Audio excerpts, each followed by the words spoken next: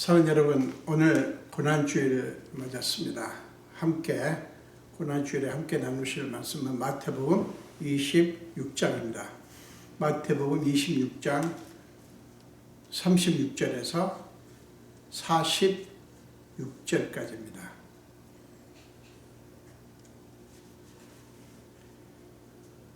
우리 함께 한 목소리로 읽겠습니다. 이에 예수께서 제자들과 함께 겟세마네라 하는 곳에 이르러 제자들에게 이르시되 내가 저기 가서 기도할 동안에 너희는 여기 앉아 있으라 하시고 베드로와 세베대의 두 아들을 데리고 가실새 고민하고 슬퍼하사 이에 말씀하시되 내 마음이 매우 고민하여 죽게 되었으니 너희는 여기 머물러 나와 함께 깨어 있으라 하시고 조금 나아가사 얼굴을 땅에 대시고 엎드려 기도하여 이르시되 내 아버지여 만일 할만하시거든 이 잔을 내게서 지나가게 하옵소서. 그러나 나의 원대로 마시옵고 아버지의 원대로 하옵소서 하시고 제자들에게 오사 그 자는 것을 보시고 제자들에게 말씀하시되 너희가 나와 함께 한 시간도 이렇게 깨어 있을 수 없더냐. 시험에 들지 않게 깨어 기도하라.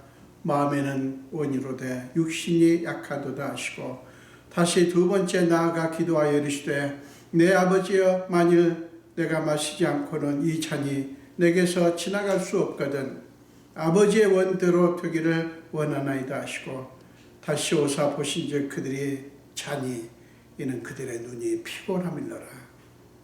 또 그들을 두시고 나아가 세 번째 같은 말씀으로 기도하시노 이에 제자들에게 오사 이르시되 이제는 자고 쉬라. 보라 때가 가까이 왔으니 인자가 죄인의 손에 팔리느니라. 일어나라 함께 가자. 보라 나를 파는 자가 가까이 왔느니라. 아멘. 기도하겠습니다. 예수님 종을 말씀을 전하라고 세워주셨으니 성령님이시여 종에게 임하사 성령의 불로 종의 입술을 정결케 하사 하나님의 말씀이 온전히 선포되게 하여 주옵소서. 감사드렸고 예수님 이름으로 기도합니다. 아멘.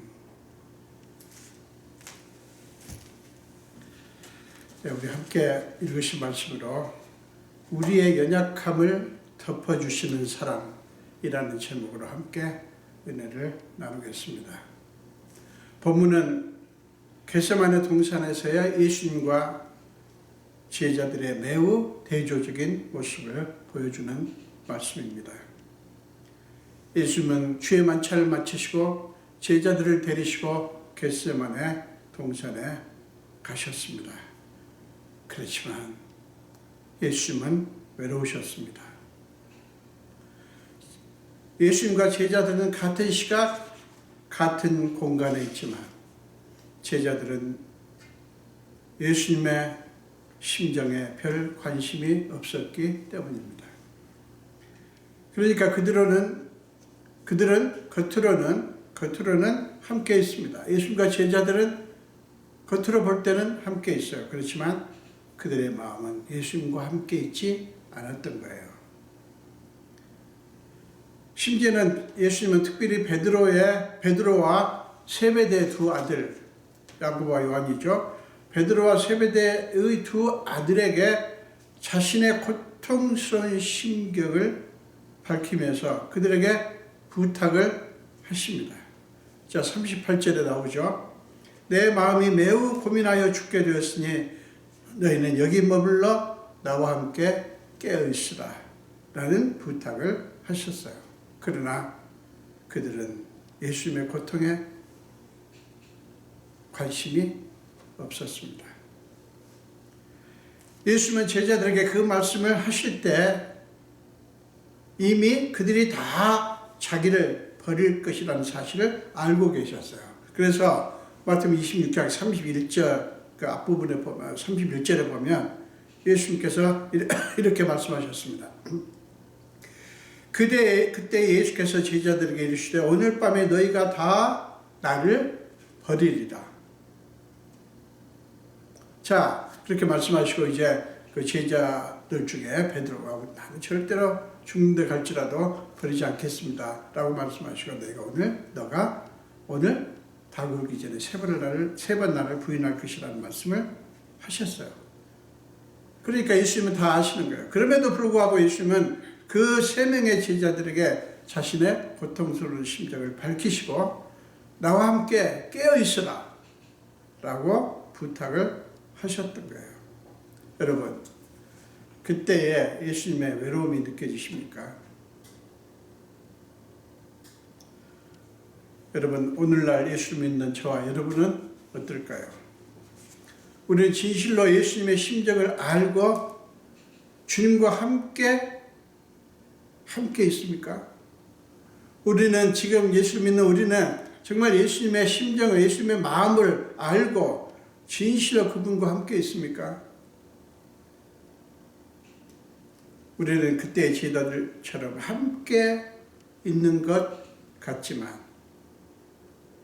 우리 마음은 예수님과 동떨어져 있는 게 아닐까 하는 생각을 지울 수가 없습니다. 예배를 드리고 성경을 읽고 기도를 하고 종교적으로 보면 예수님과 정말 함께 있고 예수님 안에 있고 예수님의 심정을 아는 것 같은데 정말 진실로 예수님의 마음과 함께 있는 건 아니지 않을까 하는 생각을 지울 수가 없어요. 오늘날 그리스도인들의 문제는 다른 게 아니에요. 성경적인 지식이 모자라거나 신앙 행위 뭐 그런 것들이 부족한 게 아니에요.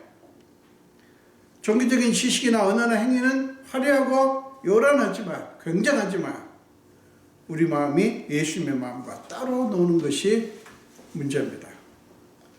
모양은 예수님과 함께 있는 것 같지만 사실은 예수님과 함께 있지 않는 거예요. 예수님 믿습니다, 사랑합니다 라고 고백도 하지만 예수님의 마음은 따로, 우리 마음 따로 국밥 같은 그런 모습이 아닐까 생각을 하게 됩니다.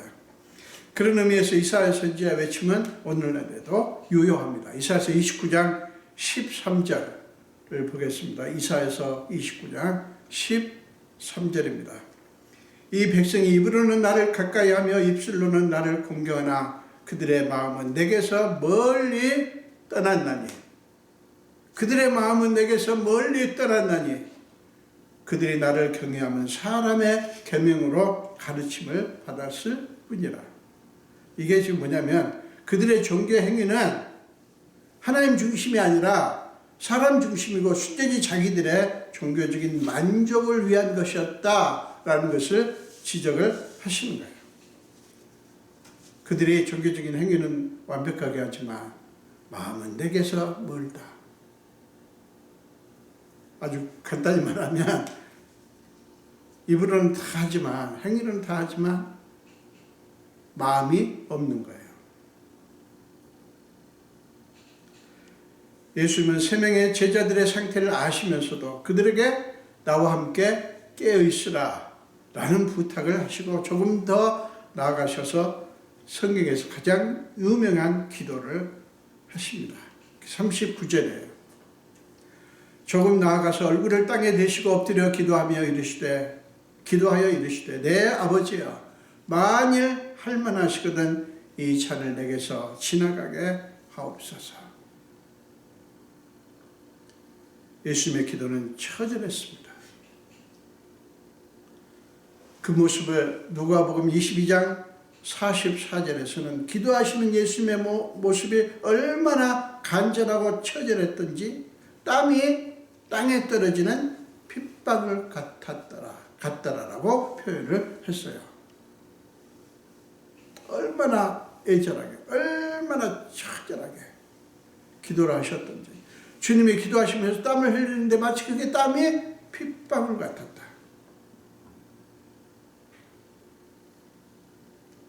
예수님은 왜, 무엇을 위해서 이 기도를 하셨을까요? 여러분, 예수님의 기도는 그분이 이 땅에 오신 목적과 관련된 것이었습니다. 자, 요한복음 1장 29절을 보겠습니다.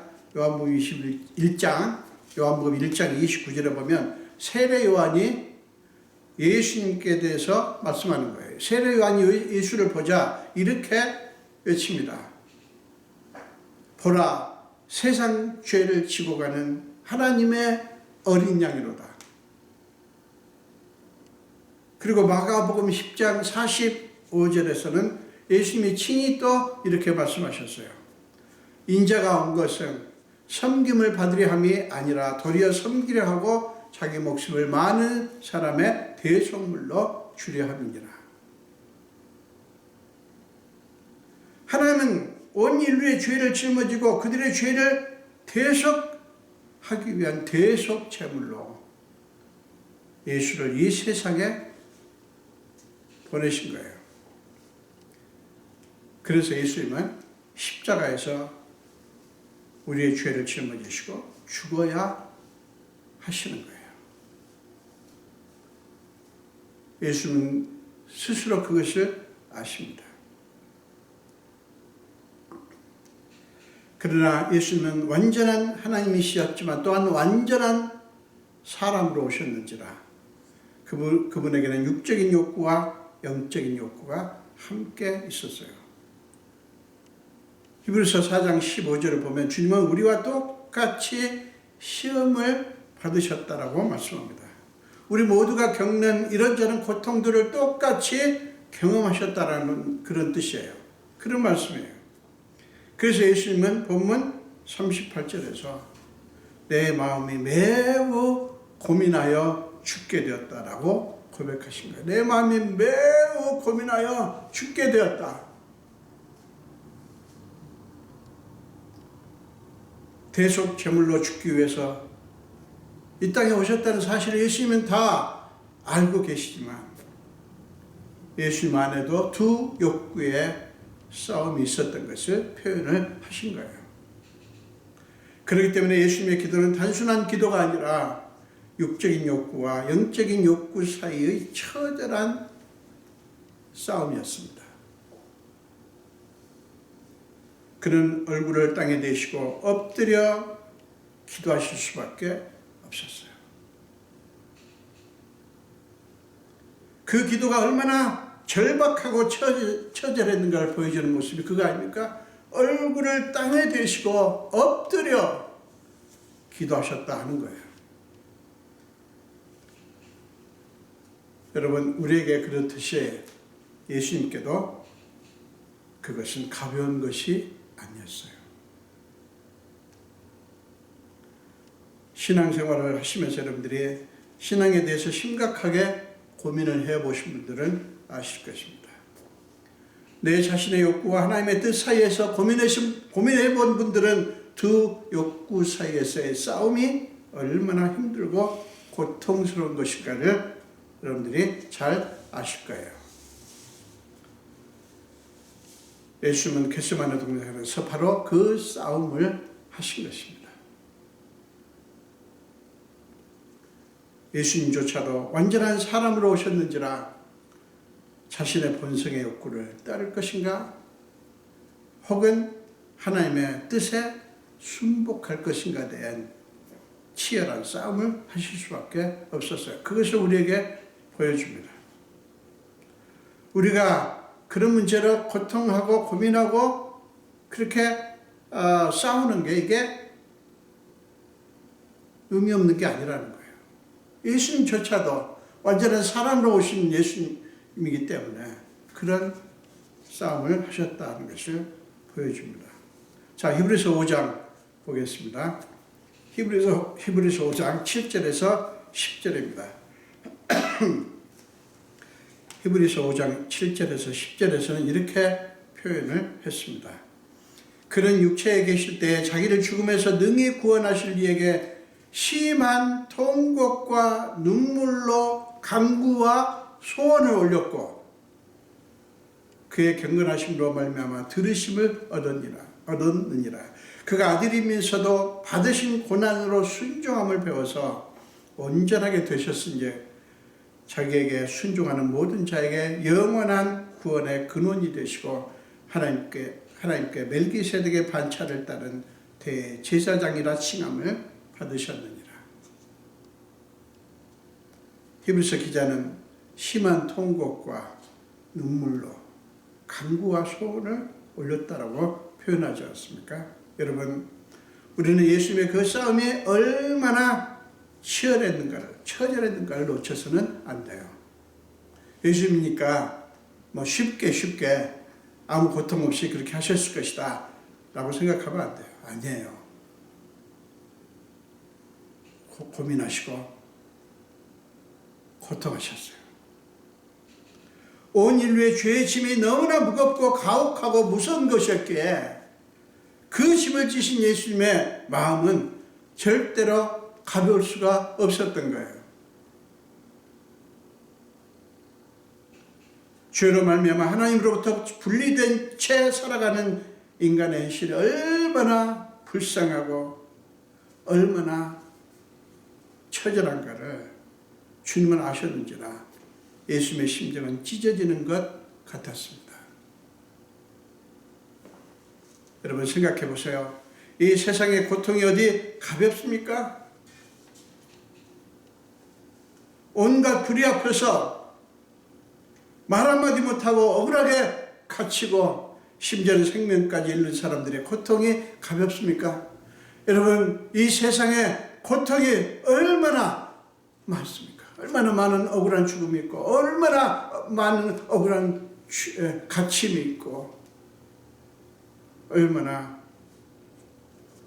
한마디 말도 못하고 신음소리도 내지 못하고 그렇게 눌려서 살았던 사람들이 얼마나 많아요. 한 끼 식사비로 몇천 불을 쓰는 사람들의 우아한 식탁 바깥에서는 굶어 죽어가는 사람들이 얼마나 많습니까? 그들의 그 고통이 아무렇지 않습니까? 권력자들과 재물을 가진 자들의 횡포 앞에서 한 사람의 기본적인 권리가 여지없이 무너져 버리는, 그래서 울부짖는 사람들의 통곡이 가볍습니까? 자식을 잃고 억울하게 자식을 잃고 그 자식을 부여안고 통곡하는 사람들의 통곡이 가볍습니까? 우리만 아무렇지 않으면, 우리만 괜찮으면 상관없습니까? 우리만 편안하면 괜찮습니까? 상관없습니까? 여러분, 예수님은 그런 불쌍한 사람들을, 이 세상의 그런 불의와 그런 고통을 구원하시기 위해서 오셨어요. 고개조차 들지 못하는 그들을 일으켜 주시고 그들에게 하나님의 나라를 주시기 위해서 오신 거예요. 하나님의 나라는 바로 너희를 위한 것이다. 너희를 위한 것이다 라고 보여주기 위해서 오셔서 보여주시고 말씀하시고 그렇게 하셨던 거예요.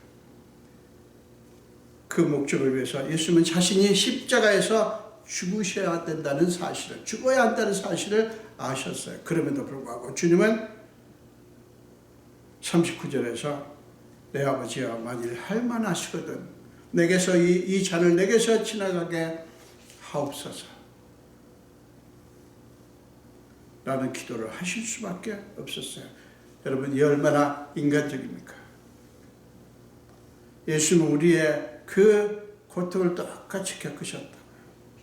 우리와 똑같이 시험을 받으셨다고요. 우리 안에 그런 욕구가 있지 않습니까? 하나님, 내가 이 고난을, 이 고통을 겪어야 됩니까? 그렇게 울부짖는 소리가 있다고요. 그러나 여러분, 예수님의 기도는 거기서 멈추지 않았습니다. 그분의 기도는 이렇게 이어집니다. 그러나 나의 원대로 마시옵고 아버지의 원대로 하옵소서. 예수님의 기도는 자신의 인간적인 욕구에서 하나님의 뜻으로 옮겨지셨습니다. 자신의 인간의 욕구에서 하나님의 뜻으로 이어진 거예요. 옮겨간 거예요. 여러분, 아무런 고뇌 없이, 고민 없이, 고통 없이 그렇게 된 게 아니에요. 깊은 고뇌와 땀이 피가 될 정도의 처절한 고통의 순간을 지나 거기에 이른 거예요.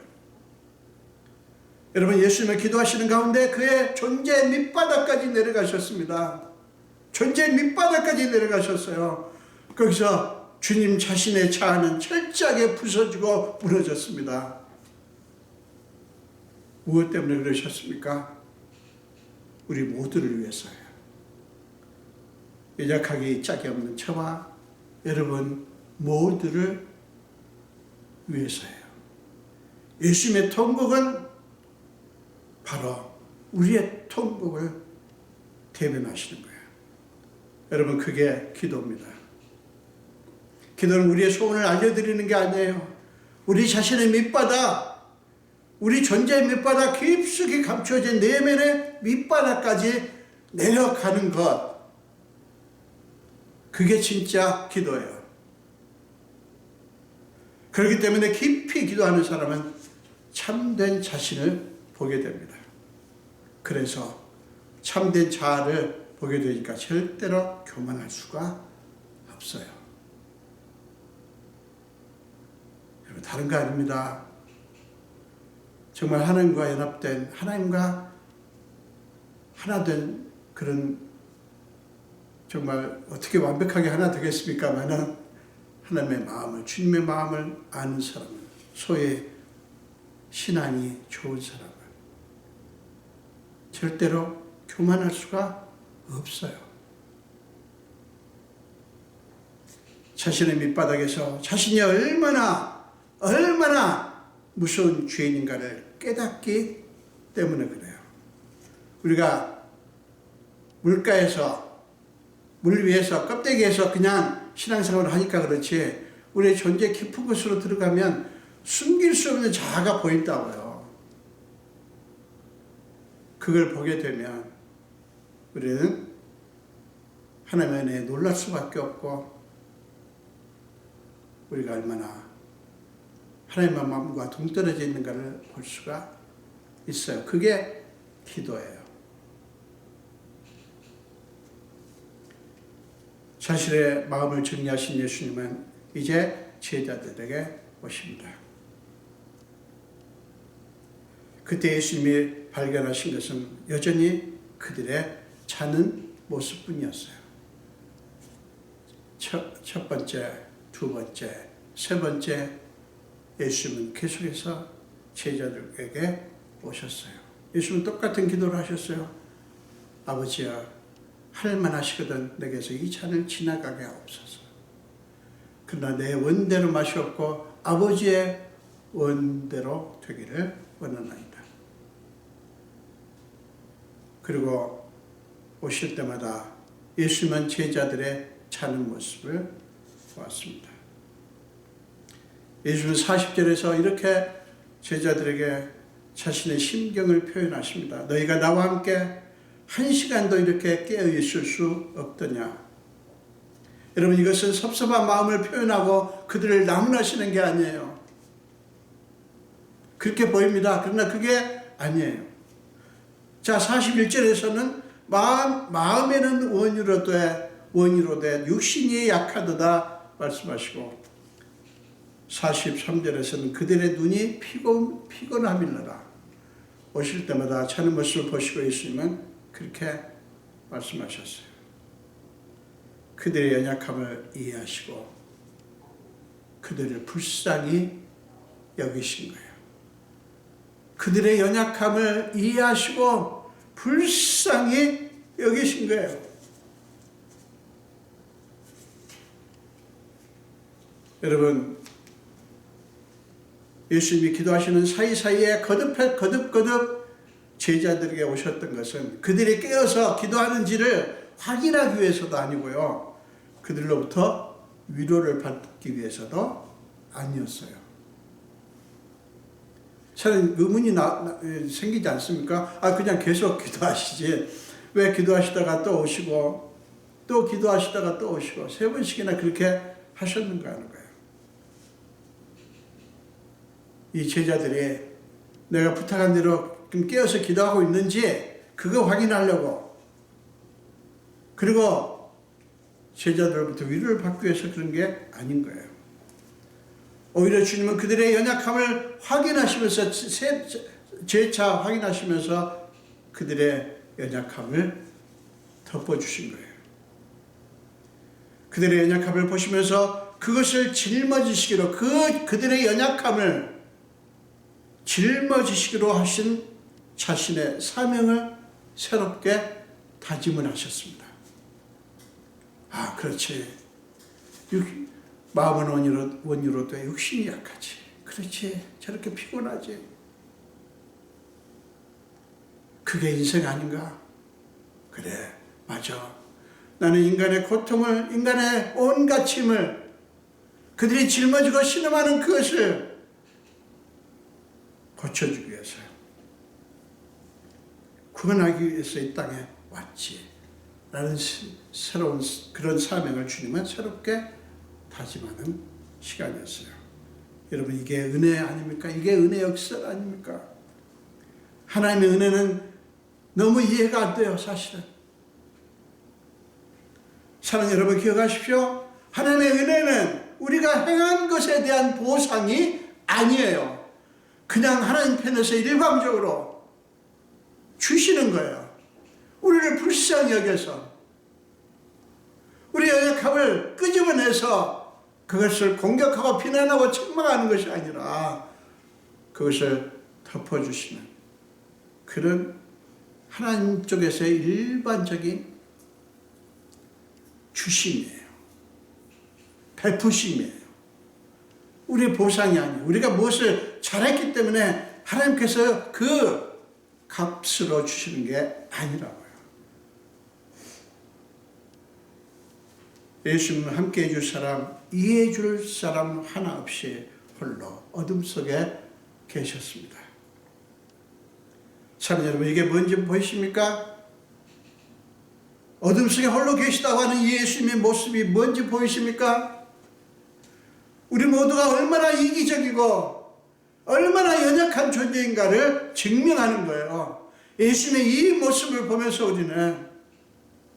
우리가 그런 존재에 불과하다는 사실을 알아야 됩니다. 우리가 그런 존재에 불과해요. 우리는 얼마나 이기적이고 얼마나 연약한지 몰라요. 우리는 주님께 잘한 게 전혀 없습니다. 하나도 없습니다. 그래서 그분의 은혜를 받을 만한 자격이 하나도 없어요. 그런 우리를 위해서, 그것밖에 안 되는 우리를 위해서 주님은 자신의 생명을 주실 만큼 우리를 사랑하셨다는 사실을 우리는 잊지 말아야 합니다. 우리의 형편없음이 하나님의 은혜가 얼마나 큰가를 보여주는 거예요. 착각하지 마십시오. 우리가 주님을 위해서 일한다고요? 아니에요, 여러분. 그렇지 않습니다. 많은 그리스도인들이 착각을 하고 뭔가를 하고 공치사를 하고 자랑을 합니다. 그거 아니에요.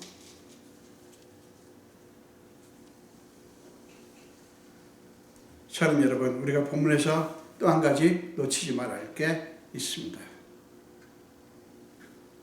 그것은 제자들의 연약함을 낱낱이 아셨음에도 불구하고 예수님은 그들을 포기하지 않으셨다는 사실이에요.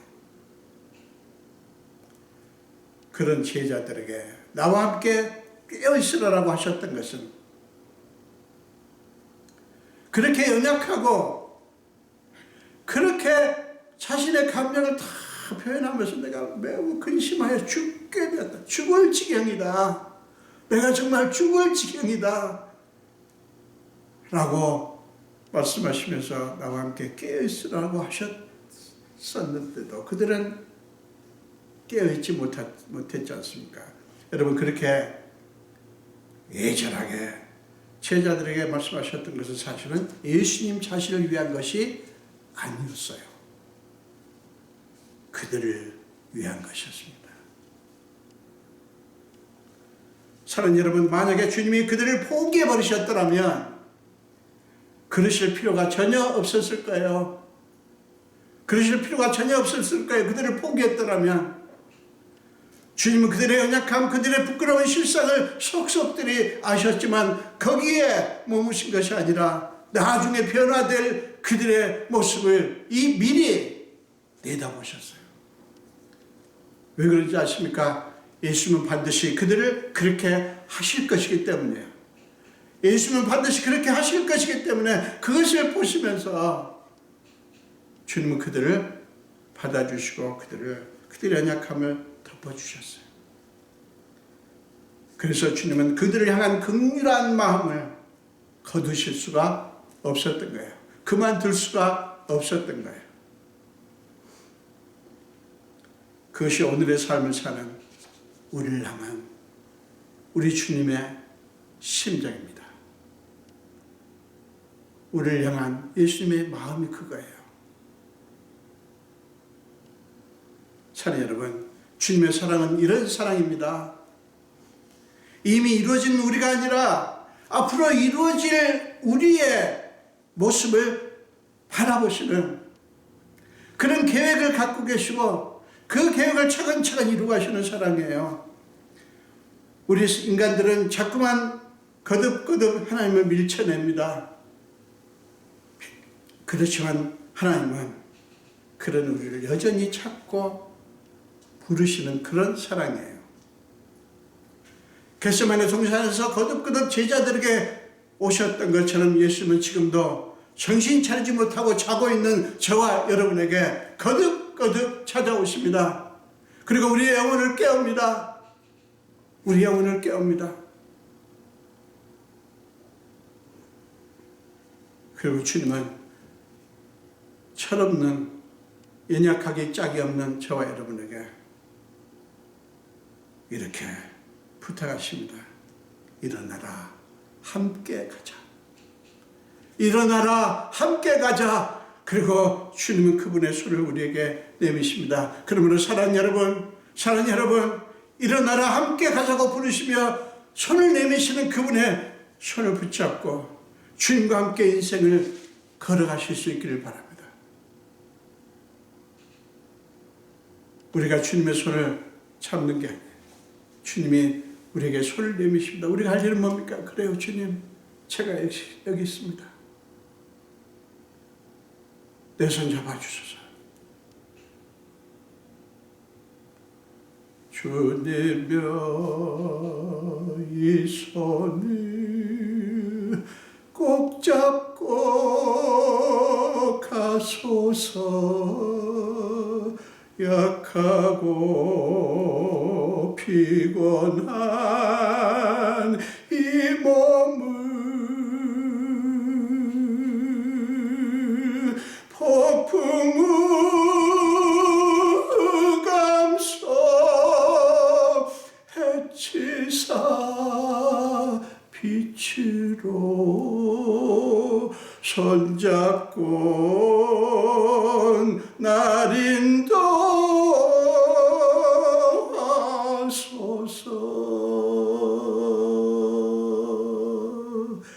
인생이 힘들고 고난이 겹칠 때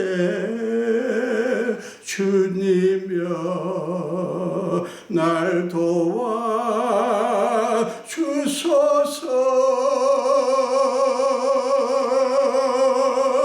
외치는 이 소리 귀 기울이시사 손잡고 날 인도하소서.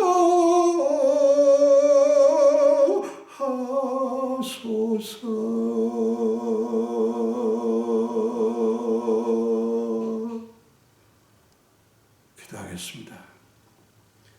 예수님, 감사합니다. 우리가 뭔데 우리를 이렇게 사랑하십니까? 우리는 사실은 주님을 사랑한다고 말할 자격조차 없습니다. 거듭거듭 제자들보다 뭐가 다릅니까? 우리는 똑같이 주님은 애절하게 나와 함께 깨어있으라고 말씀하시지만 우리는 정신을 못 차리고 거듭거듭 세상에 취해서 삽니다. 그럼에도 불구하고 주님은 계속해서 찾아오시고 계속해서 나와 함께 한 시간도 이렇게 깨울 수 없더냐. 내가 마음으로는 원이라도 역시는 약하구나. 그렇게 우리의 약함을 알아주시고 이해해 주십니다. 아버지야, 주님의 사랑 앞에 오늘 고난주일을 맞으면서 우리가 누구인가를 새롭게 봅니다. 우리를 불쌍히 여기시고 우리가 정말 이 땅에 사는 동안 하나님의 마음과 가까워지게 하여 주옵소서. 하나님의 주님의 마음과 더 가까워지게 해 주시옵소서. 감사드렸고 예수 이름으로 기도합니다. 아멘.